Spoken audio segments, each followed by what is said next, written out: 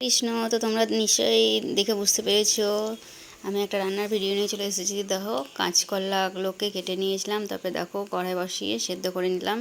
সেদ্ধ করার পর জলটা গেলে ঠান্ডা করে নিয়েছিলাম। তার মধ্যে দেখো কাঁচকলার মধ্যে নুন, পরিমাণ মতো হলুদ আর বেসন দিয়েছি আমি। তোমরা চাইলে ডালের বড়া, ডালটা বেটেও দিতে পারো, যে কোনো ডাল।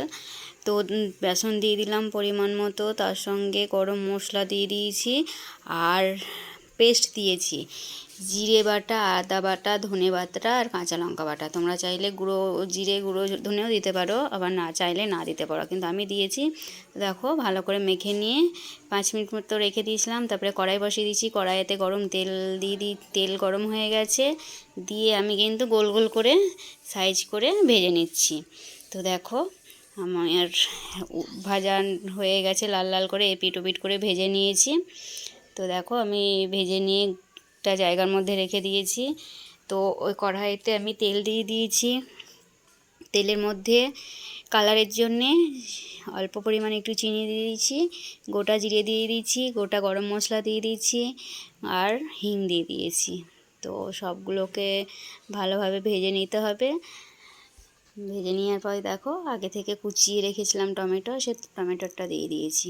তো টমেটোটা ভালো করে দেখো, গ্যাসটা আমি একটু কমিয়ে দিলাম, যেহেতু আমার গ্যাসটা বাড়ানো ছিল। তো আমি টমেটোটা ভালো করে একটু নেড়ে নিলাম, ভেজে নিলাম। তারপরে জিরে বাটা, আদা বাটা, কাঁচা লঙ্কা, গোটা ধনে বাটা পেস্ট করে রেখেছিলাম আগে থেকে, সে পেস্টটা দিয়ে দিলাম। আর স্বাদ মতো নুন, স্বাদ মতো হলুদ দিয়ে দিয়েছি। দেখো দিয়ে এটা ভালো করে কড়াইতে ভালো করে মশলাটা কষে নিলাম। দিয়ে আমি আগে থেকে জল গরম করে রেখেছিলাম। দেখো মশলাটা আমার কষানো হয়ে গেছে। আগে থেকে কিন্তু আমি গরম জল করে রেখেছিলাম, সেই জলটা আমি কিন্তু দিয়ে দিয়েছি মশলার মধ্যে। তো গ্রেভিটা ফুটে যাওয়ার পর দেখো আমি 3টে কাঁচা লঙ্কা দিয়ে দিলাম, আর সঙ্গে আমি কোপ্তাগুলোও দিয়ে দিয়েছি। তো ফুটে গেছে।